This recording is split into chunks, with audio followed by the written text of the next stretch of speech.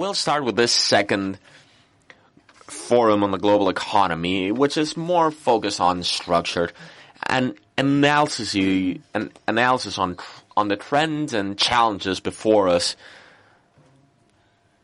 in which we have the huge luck of having Bart van Ark, Martina Larkin, Belén Romana, and Eric Chaney with us, to whom we'd like to thank for sharing their knowledge with all of us. Very, very briefly, let me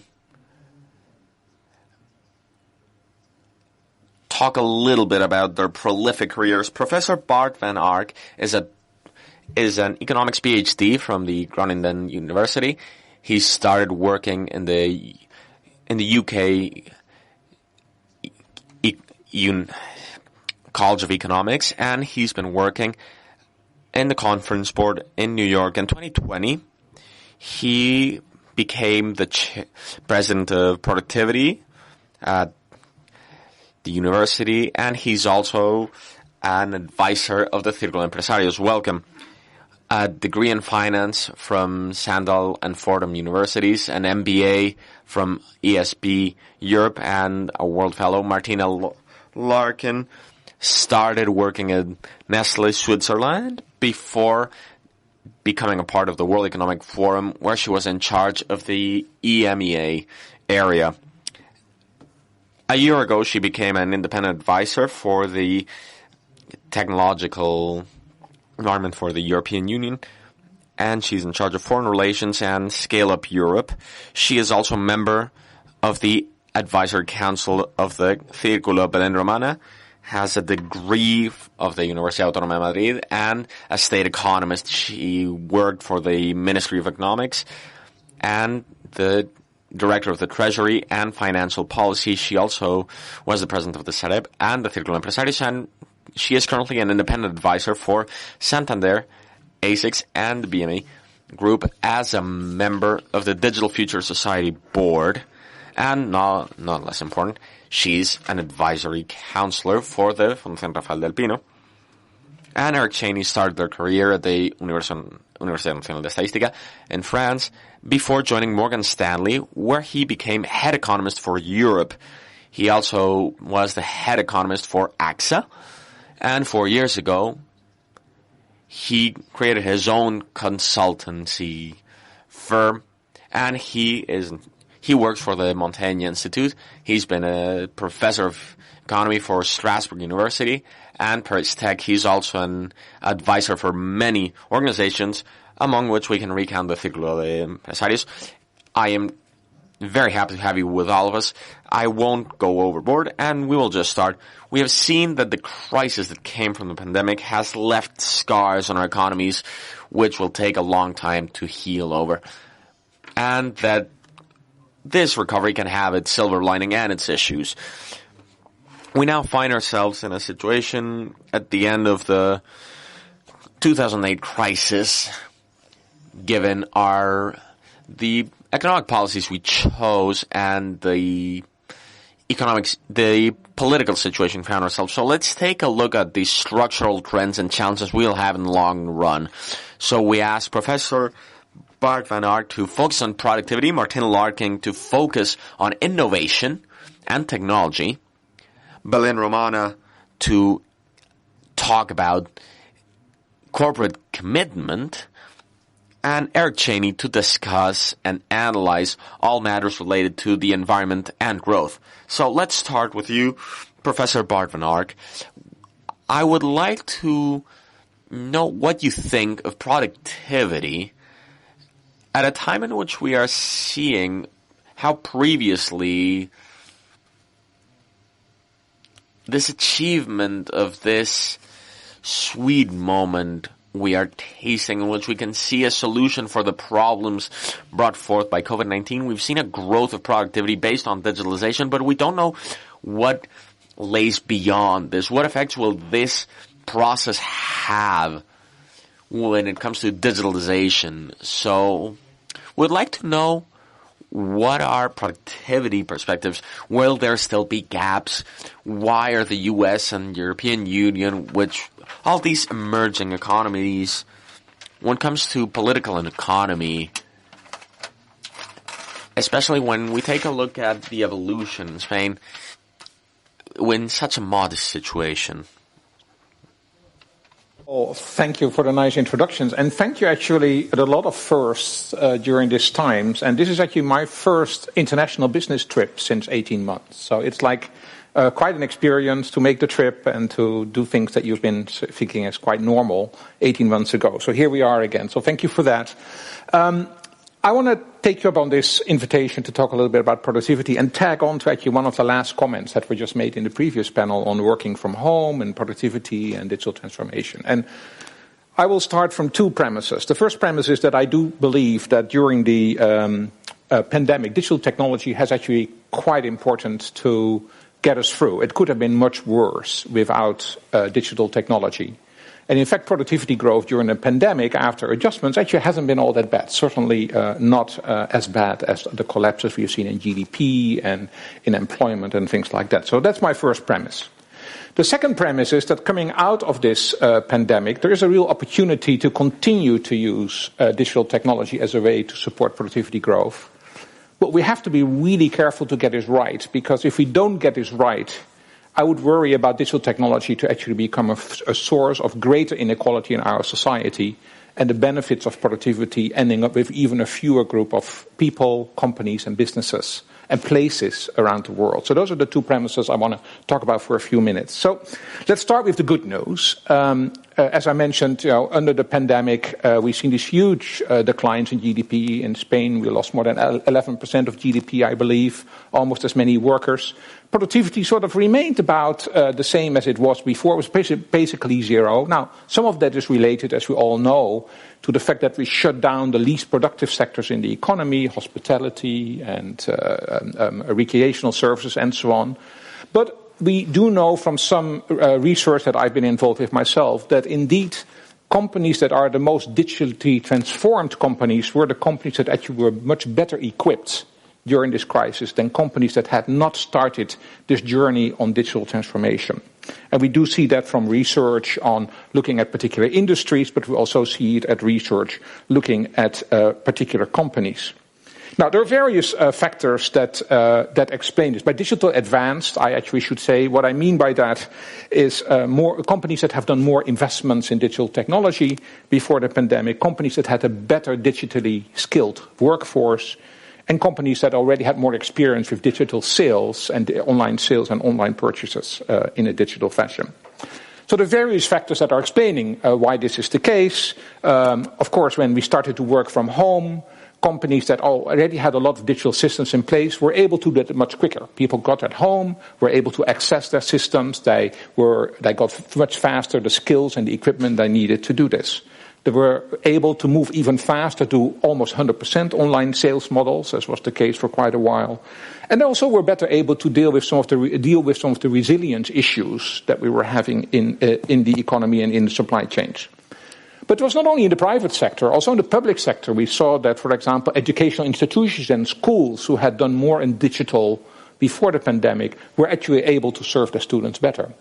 And even in the healthcare sector, which obviously was deeply, deeply hurt by this crisis, we actually have seen changes in digital technologies. Think, for example, the move to telemedicine, changes that wouldn't have been made for years if the pandemic had not happened.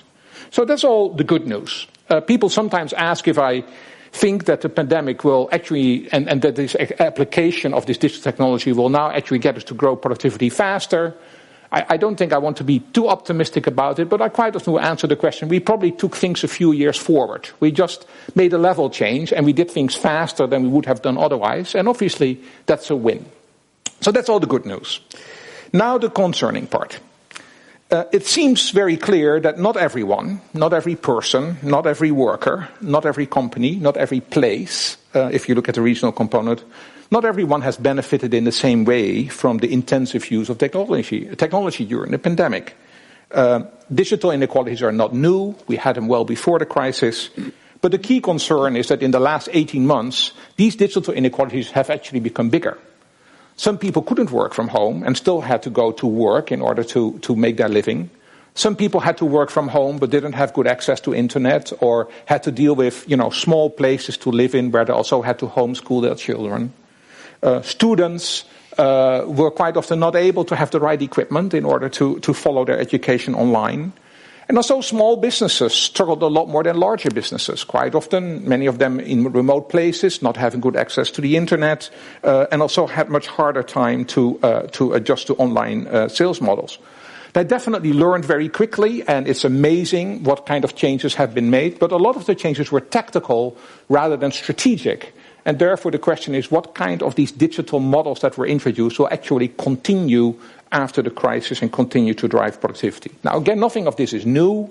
We had some of this before the crisis, but I think in this recovery, what we worry about is what has been called this K-shaped recovery, right? We do have an overall recovery, but if you look in a bit more detail, there are some companies, some people, some regions that are on the upper part of the K, but there are other companies and people and regions actually on the lower part of the K, and as a result, the gap will actually become larger. And I think if that's going to really happen, we might actually end up in a worse place rather than in a better place with all of this. Which really brings me then to my second premise, and that is that we need to manage this recovery well in order to prevent that rising inequality happening from digital transformation to make that happen.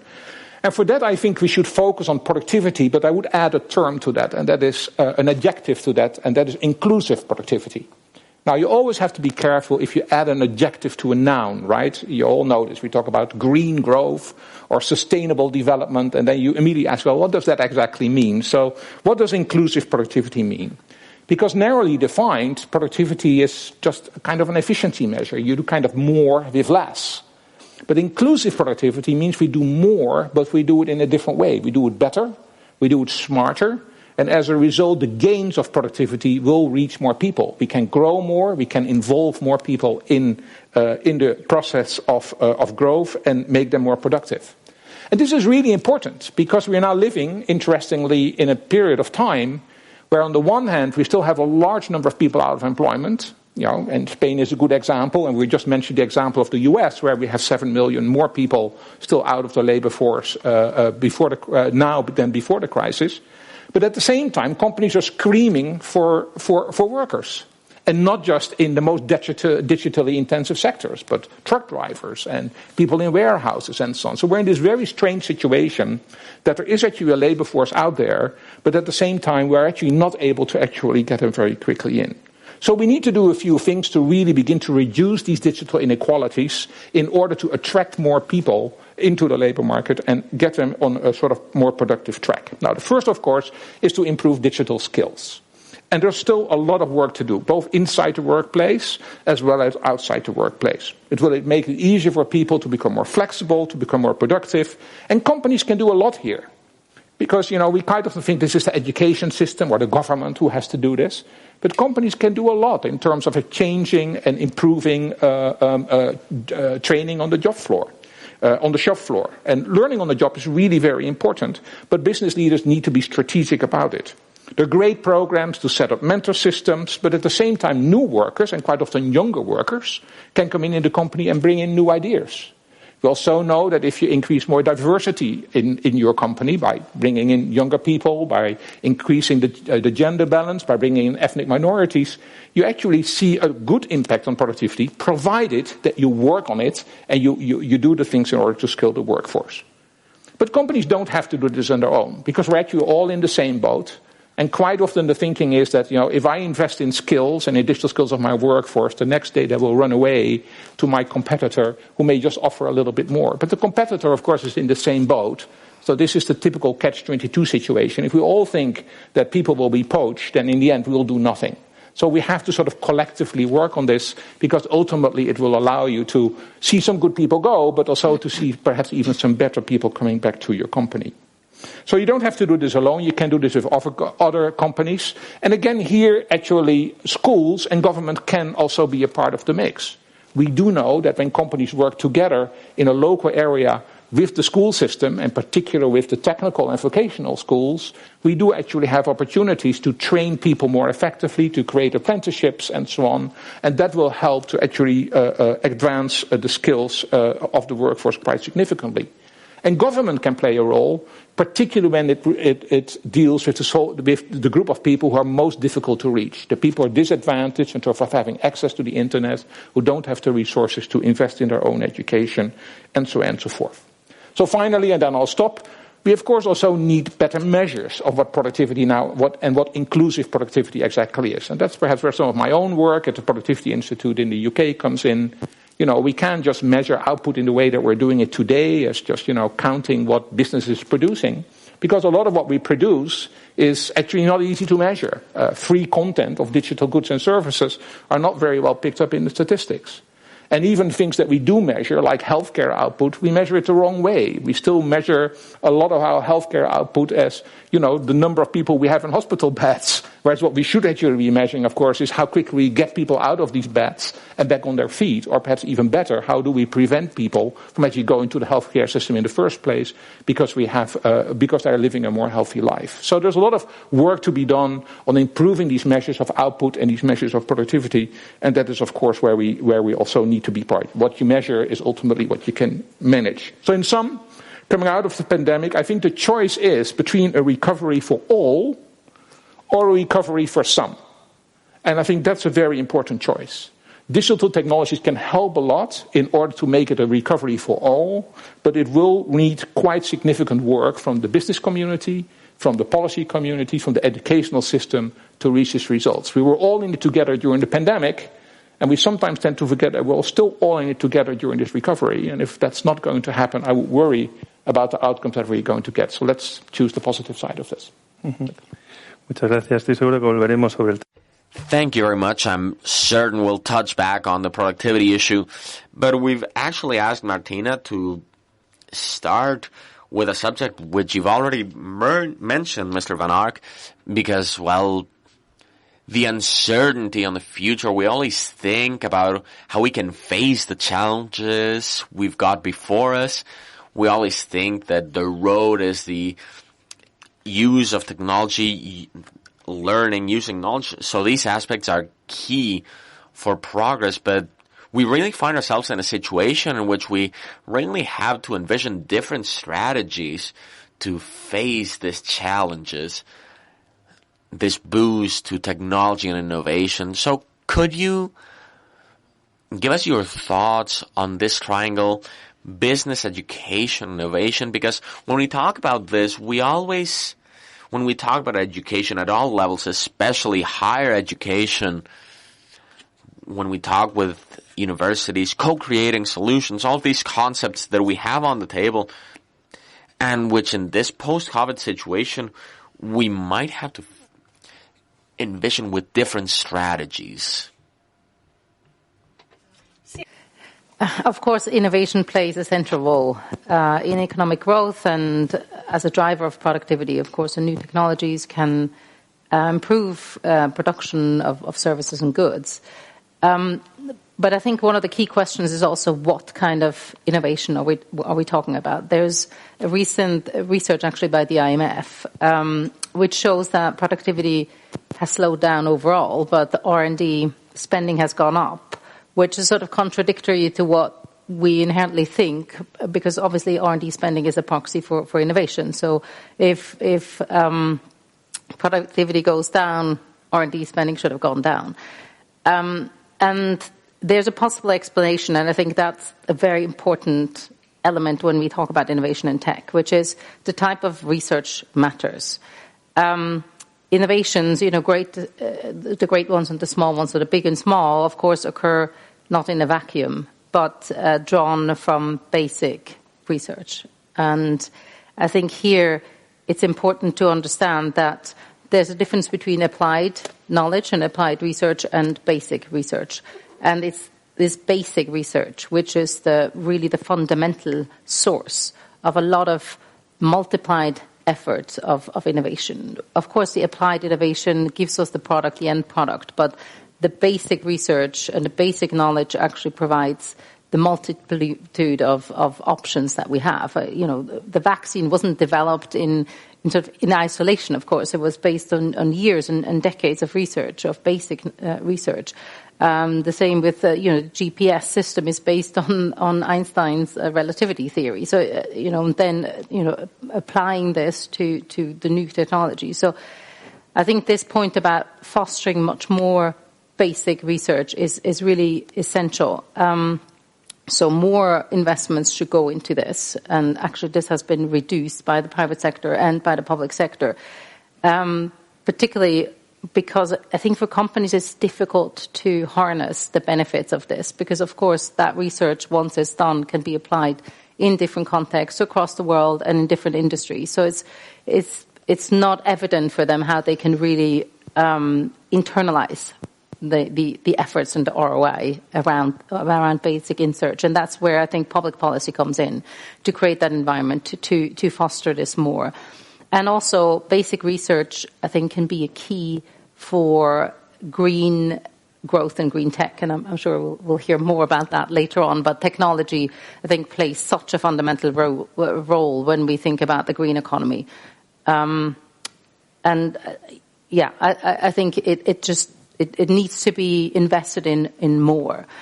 I wanted to say a few words also on the sort of the role of business, but also the EU's and Europe's and China's sort of and the US efforts. When we look at the most innovative countries around the world, 5 out of the top countries are based in Europe. So somehow Europe is doing something right, but at the same time, of course, as we know, the biggest tech companies come traditionally from the US and now, of course, from China. So there needs to be, a strategy for Europe where we manage to transform this innovation and the research into the companies that also create value and growth. And I mean, you know that the EU has a new innovation strategy. It goes very much to the point about, a more sovereign Europe. How can Europe become or remain a rule maker when it comes to new technologies like AI and, facial recognition and many of the other things?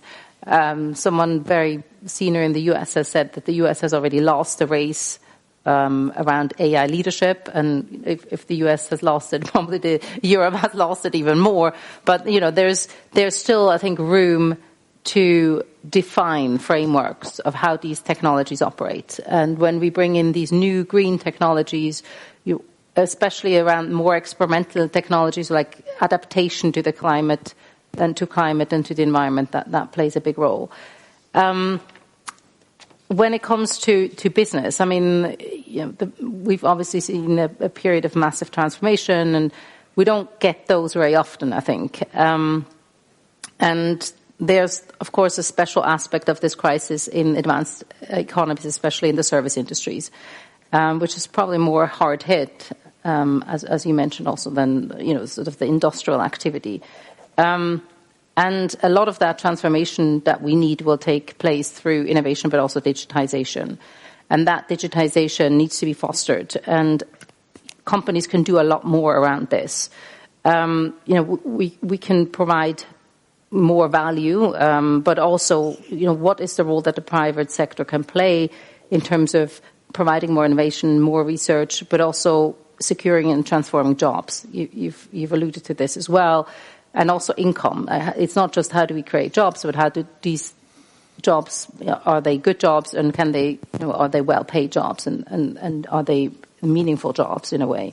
So, innovation can provide a lot of hope, but the business environment really needs to be created around this. Public policy can play a role in this.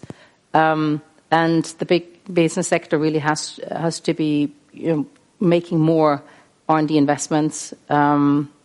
It has reduced. We've seen in the numbers that the private sector R&D investments have been reduced, and we need to have much more investments around that from the private sector. And then the second area is jobs.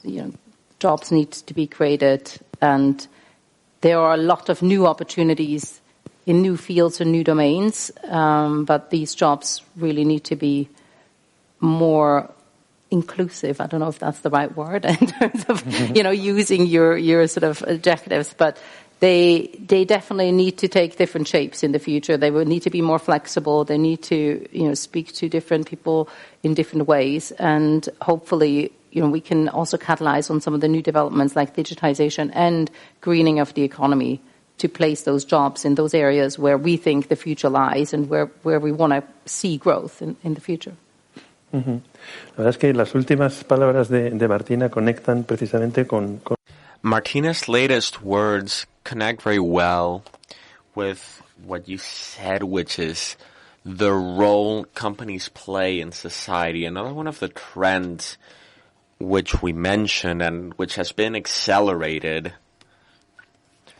all this debate on all environmental matters, social aspects, and corporate governance, what we call the ESG framework. Belén, I would like to go into this subject with you, government, citizenship.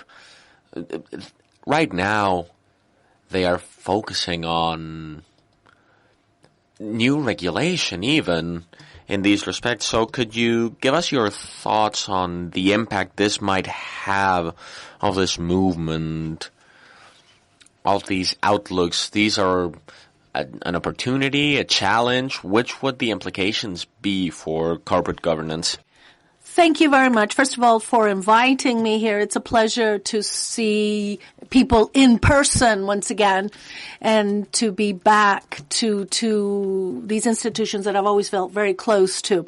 About your question, there are several things I want to talk about, but thinking about how to structure this. First of all, the role of businesses, which are undergoing a very deep transformation. Number two, the impact of everything related to sustainability on the business world. And another topic that keeps emerging, first of all, is clearly the complexity. The next one is the change in the price of capital, a change in the flows of the financial markets, the impact on the governance of companies, and an impact on new businesses. So this is the logical structure I would like to talk about. As far as the role of companies, we all know Friedman in the 70s defined companies as an organization that has to devote itself exclusively to maximizing the well-being or wealth of its shareholders.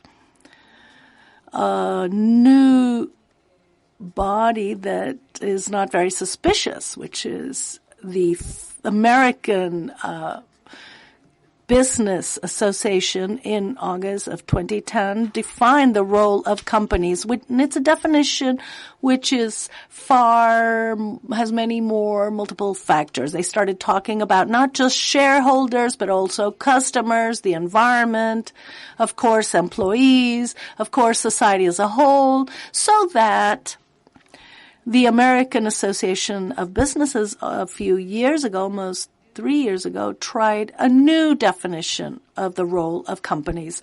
This attempt, furthermore, has been ongoing. They're already talking about consumer capitalism. What does that mean? Companies need to maximize the well-being of their customers. That's one possibility. The other possibility is this other one. Companies need to maximize their positive role on the environment in a very broad sense, not just physically, but also as far as society and governance. And that's what we're doing at the moment. We're living in a society which is clearly concerned about this new phenomenon, which is not just global warming, but the excess of waste.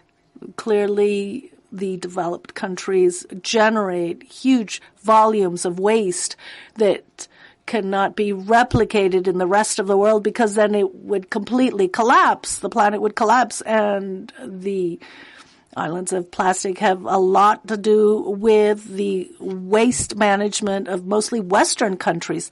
And these have generated the fact that we sent mostly to China until China said we don't want any more. And then we started thinking, well, maybe we need to do something about this.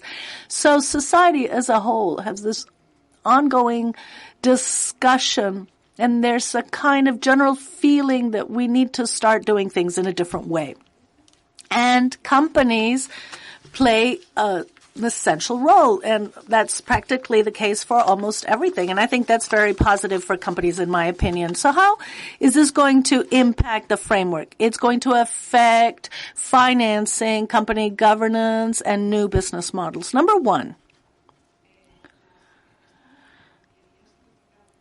this has already been mentioned very often throughout today's session. One of the most serious problems we have when we talk about sustainability is we don't really know what that means. And the problem is there isn't a single universally accepted measure. We need to measure lots of different things that are very difficult to measure, and everyone's coming up with their own metrics. We need to measure the environmental aspect, which is the one most developed, but the social aspect is very difficult to measure. The impact on society is very difficult to measure. So there are multiple factors, many of which are very difficult to measure, and furthermore, there are no uniform criteria.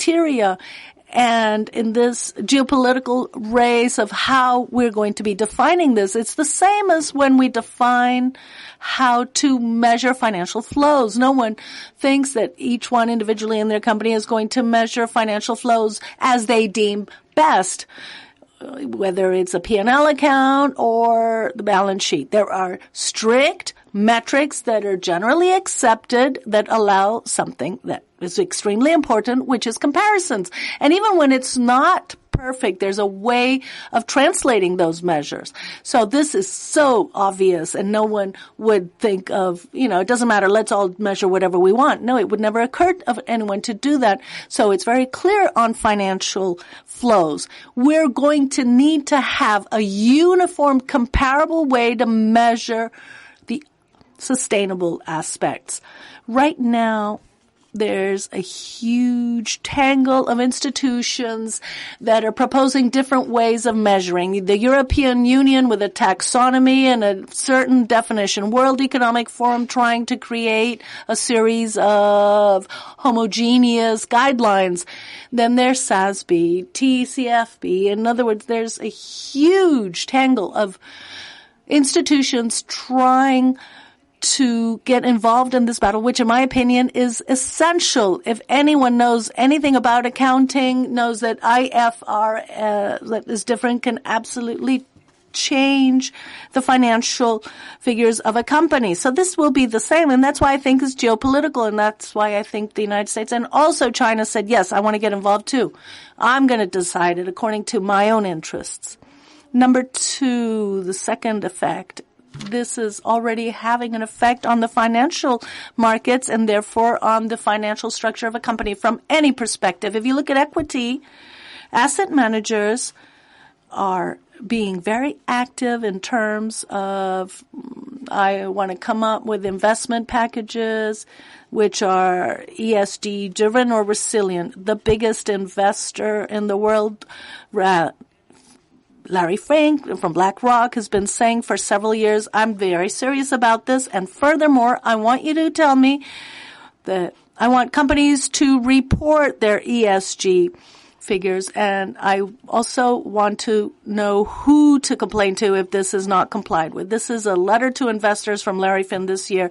So as far as equity investors, we have large investors, large investors saying this is an element that I'm going to be taking into account. So obviously, this is quite considerable, but not just equity, but also fixed income markets. The one that's grown the most in the world is the one of green bonds. For example, the European Union is financing a big part of the new generation funds with an issuance of green bonds. All countries say, well, I want to sign up for that too.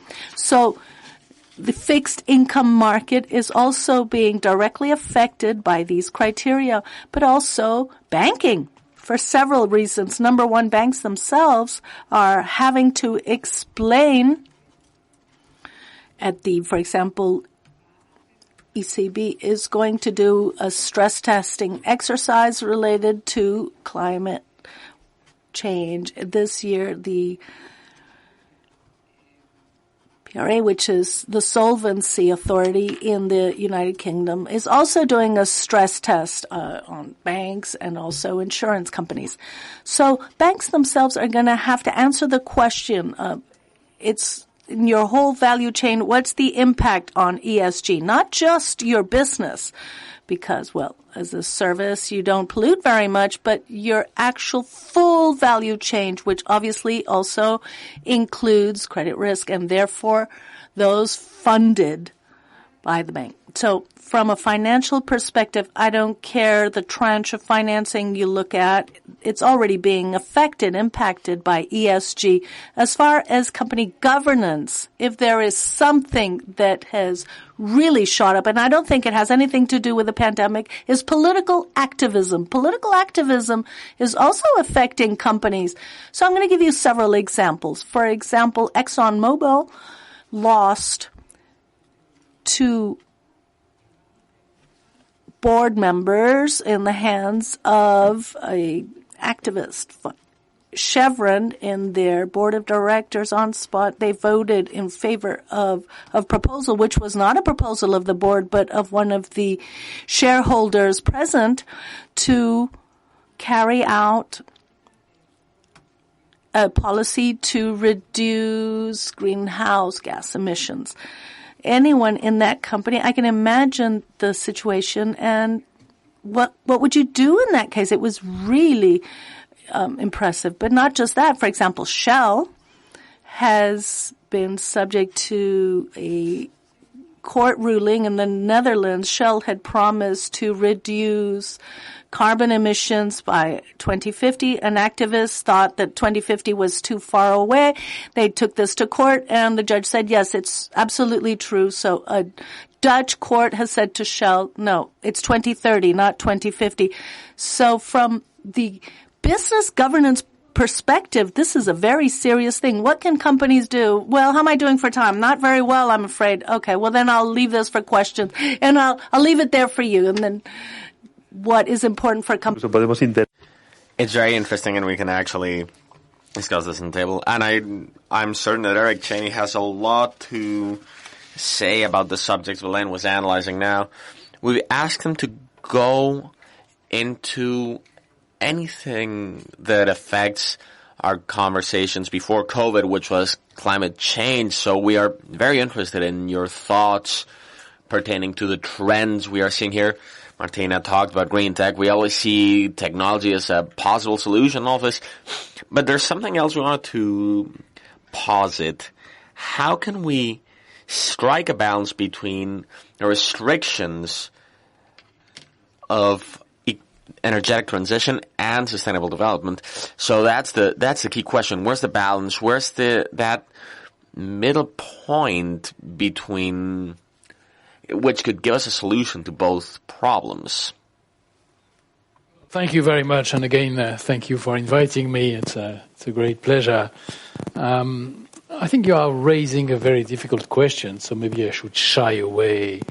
You're asking the question, what is the optimal strategy, given that we have to reduce the emission of greenhouse gases, the most important one being carbon dioxide?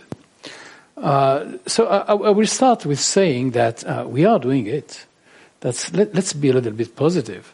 Over the last 20 years, the emissions of CO2 have declined, whatever is the way you measure them, through carbon footprint or national emissions from the territory.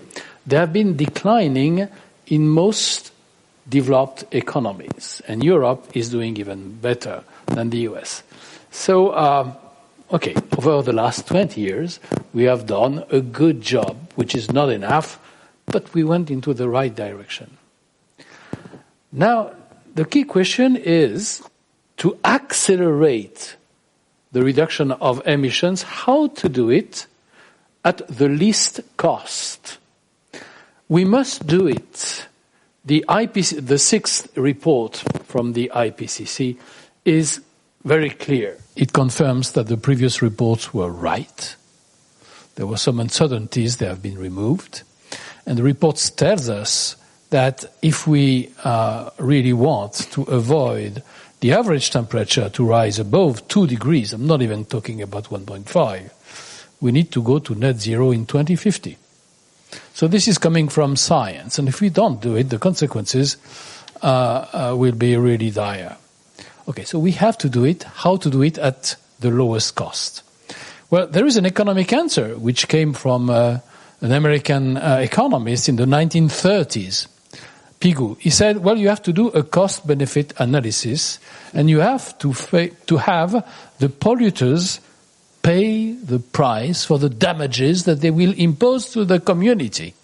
Well, in the case of CO2, it's a bit difficult, because CO2 is a global negative externality. You are not polluting the river of your neighbor.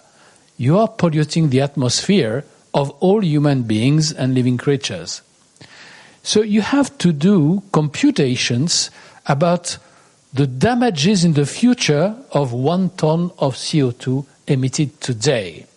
A lot of work has been done, especially by William Nordhaus, who got the Nobel Award for that. But it's fair to say that there is a huge uncertainty about the future damages of carbon. So this theoretical solution, which would be to have a carbon price everywhere the same, first Brazil, India, and other countries refused to go for a carbon price at the Paris conference. And second, there is a huge objection, which is the uncertainty on the computation of the damages. So the second best solution is to say, okay, as far as we are concerned in Europe, we go to zero in 2050. And to be sure that we go to zero, we are going to force companies to buy the right to emit CO2. And the quota of CO2 are going to be computed so that they fall to zero in 2050. So by definition, we should be at zero in 2050, provided that all the sectors are subjected to this exchange of emitting rights, which is called the ETS, the emission trading system. So far, ETS is only for the big energy producers and heavy industries which are emitting a lot of CO2. But the plan of the European Commission, which I think has been by and large accepted by most EU countries, it's called Fit for 55, will introduce a second ETS for transportation and for housing. That will cover 80% of the economy. So maybe we will not be at 100%. Okay, that sounds like a good solution. We know where we go, and thanks to the ETS, we do it at the lowest possible cost. If a company has interest in emitting, well, okay, if you're profitable, you buy the rights. But if another company has a technology, in-house technology, which allows this company to reduce its emissions, then you sell the rights. So that's the best of the world in theory. With one big difficulty, which is that the ETS system introduces a new uncertainty. So we have left the uncertainty about the future damages, but we have created a new uncertainty, which is the price of carbon. 2 years ago, a ton of CO2 was priced at less than 20 euros. Now it is 65. And for companies which have to take decisions for long-term investment, not knowing what will be the price of carbon in the next 10 to 20 years, is something that is an impediment to take the right decisions. So it is counterproductive to have such a volatility in the price. So what is the solution to reach this compromise you're asking? I think it is to have, together with the European trading system, to have a carbon price path, or maybe a floor for the carbon price, which will send a very clear message to companies. We have set up a floor. To set up a floor, you need an independent authority, which I would call the European Carbon Authority, made of scientists, of economists, selected by an international jury, so that there is no question about its competence. So if you have a floor, then the ETS will fluctuate, but companies will know where the price of carbon will be at minimum in 10 or 20 years' time. That is probably the best solution. Now, of course, there is an elephant in the room, which is the consumers. In the end, even if companies have to buy the right to emit CO2, the consumer is paying the price. This is hidden. Nobody really wants to face it. Whether you have a carbon tax or companies paying for the right to emit, in the end, consumers are paying. Oh, I forgot something very important. If you have a carbon price through the ETS system for 80% of the economy, it has also to be the same for imported goods. So that is the carbon border adjustment mechanism. Instead of saying carbon tax at the border, it's CBAM. People don't want to say tax, it's a dirty word. So let's assume that we have this, and this is absolutely necessary to avoid to have different carbon prices and to have a level ground play field for companies. The carbon price is the same for imported goods. Okay, so consumers have to pay, but they don't like that. Each time you raise carbon taxes, you have the yellow jackets or another example of this kind of revolts, which is quite comprehensible. So the solution is to redistribute the proceeds of carbon taxes, of ETS proceeds, to the population. And I think the only way to do it is the subsidiarity principle. You get a lot of money which is collected by the European Union. The ETS, actually, it's a bit more than the European Union. There are some countries associated with it, but let's simplify it. You have carbon taxes, give it back to the people. And the decisions have to be taken by the countries themselves, by their constituencies, by their national parliaments.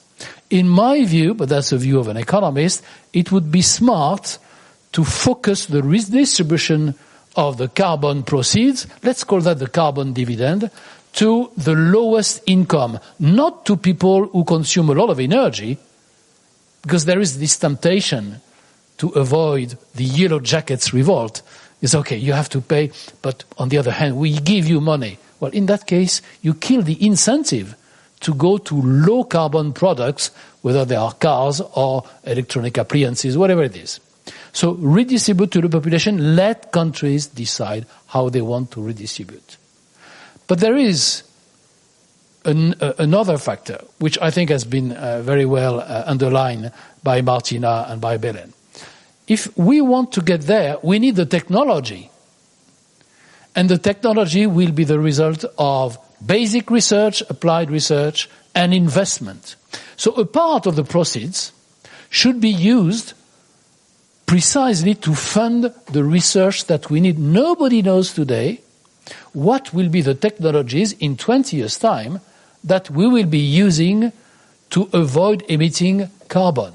Maybe these technologies will come from basic research discoveries 10 years ago, and nobody's suspecting that because the time frame is very often 20 to 30 years between a fundamental or a basic discovery and its application in industry.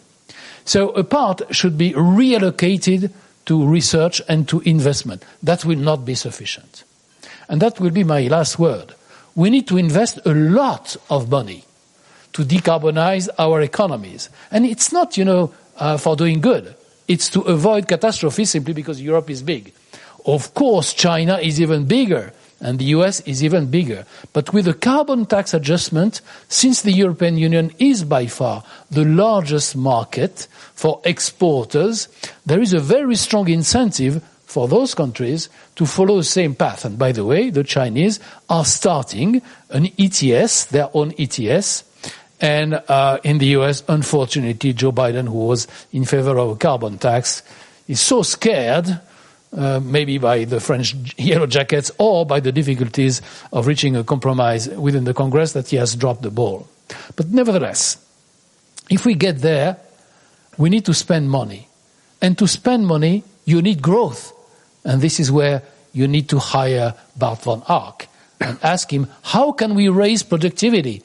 Inclusive, it's even better. But we need to raise productivity. We need to work more. This is as simple as that. But that is not sufficient. We need also to raise productivity. So that goes through all the ingredients that are needed to raise productivity, which are education, especially scientific education, where Europe, unfortunately, is lagging compared to Asian countries. The US is also lagging, but they have nevertheless such strong potential in science that so far they are managing this lack of good education. It is professional training, occupational training.